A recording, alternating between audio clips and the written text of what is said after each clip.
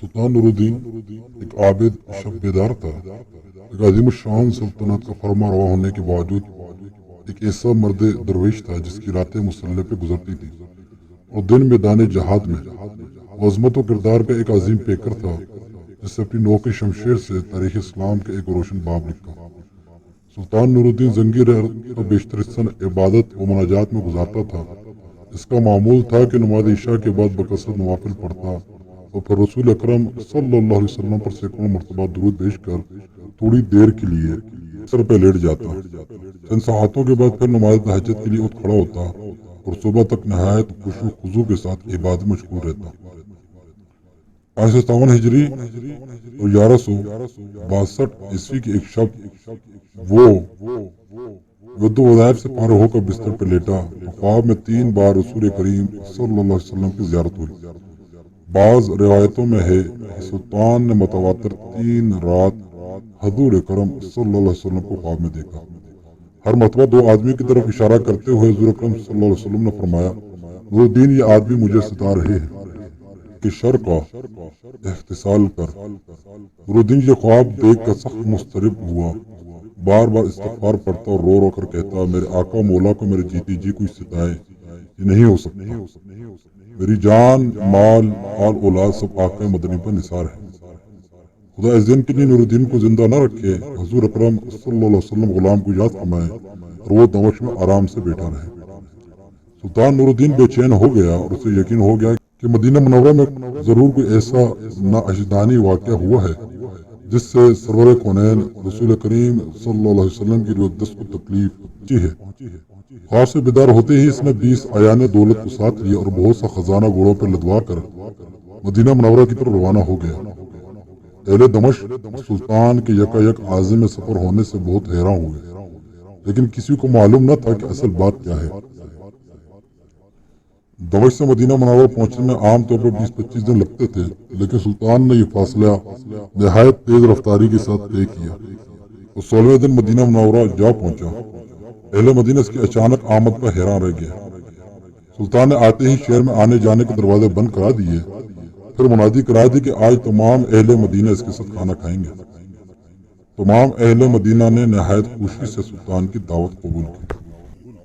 اس طرح مدینہ منورہ کے تمام لوگ سلطان کی نظر سے گزر گئے، لیکن ان میں وہ آدمی نہیں تھے جن کی شکل اسے خواب میں دکھائی گئی تھی۔ سلطان نے اکابر شہر سے پوچھا، کوئی ایسا شخص تو باقی نہیں رہا جو کسی وجہ سے دعوت میں شریک نہ ہو سکا ہو؟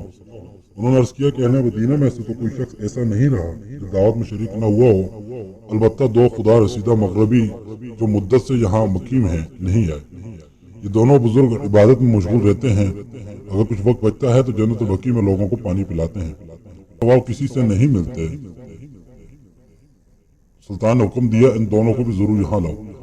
جب وہ دونوں سلطان کے سامنے حاضر کیے گئے تو اس نے ایک نظر میں پہچان لیا یہ وہی 2 آدمی ہیں جو اسے خواب میں دکھائے گئے تھے۔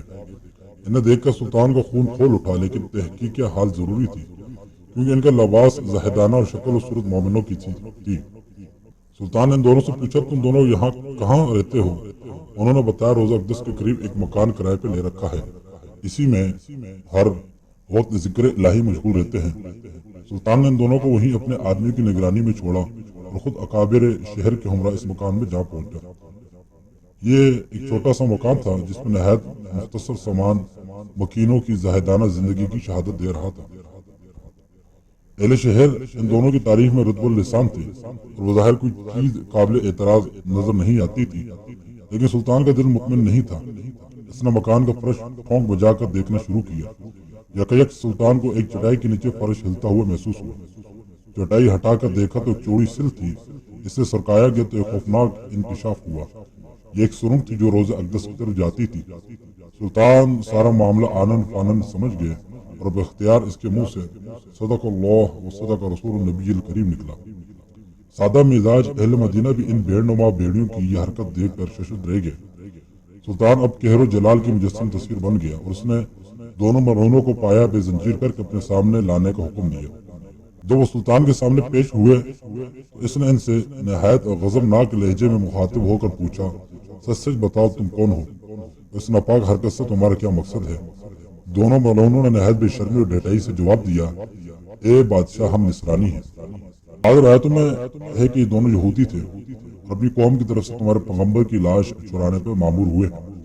ہمارے نزدیک سے بڑھ کر اور کوئی کار ثواب نہیں ہے، لیکن افسوس کہ آئین اس وقت جب ہمارا کام بہت تھوڑا باقی رہ گیا تھا تم نے ہمیں گرفتار کر لیا۔ ایک روایت میں یہ ہے کہ یہ سن حضرت عمر رضی اللہ تعالیٰ عنہ کی جست مبارک تک پہنچ چکی تھی، یہاں تک کہ ان کے پاؤں ننگا ہو گیا تھا۔ سلطان کا پیمانہ صبر لبریز ہو گیا، اس نے تلوار کھینچ کر ان دونوں بدبختوں کی گردنیں اڑا دی اور ان کی لاشیں بھگتی ہوئی آگ کے علاوہ میں ڈلوا دی۔ یہ کام انجام دے کر سلطان پر رکت طاری ہو گئی، شدت گریہ سے اس کی گلی بن گئی اور مدینہ منورہ کی گلی میں روتا گھومتا اور کہتا تھا، ذہ نصیب کس خدمت کے لیے حضور اقدس صلی اللہ علیہ وسلم نے اس غلام کا انتخاب فرمایا۔ جب ذرا قرار آیا تو سلطان نے حکم دیا روضہ نبی صلی اللہ علیہ وسلم کی گرد ایک گہری خندق کھودی جائے، اسے پگھلے ہوئے سیسے سے پاٹ دیا جائے۔ سلطان کے حکم کی تعمیل میں روضہ اطہر کے چاروں طرف اتنی گہری خندق کھودی گئی کہ زمین سے پانی نکل آیا۔ اس کے بعد اس میں سیسہ بھر دیا گیا تاکہ معنی کے دست پردہ ہر طرح سے محفوظ رہے۔ یہ سیسے کی دیوار روضہ اقدس کی گرد آج بھی موجود ہے اور انشاءاللہ ابد تک قائم رہے گی۔ آج بھی اہل مدینہ سلطان نور الدین زنگی رحمۃ اللہ علیہ کا نام نہایت محبت اور احترام سے لیتے ہیں۔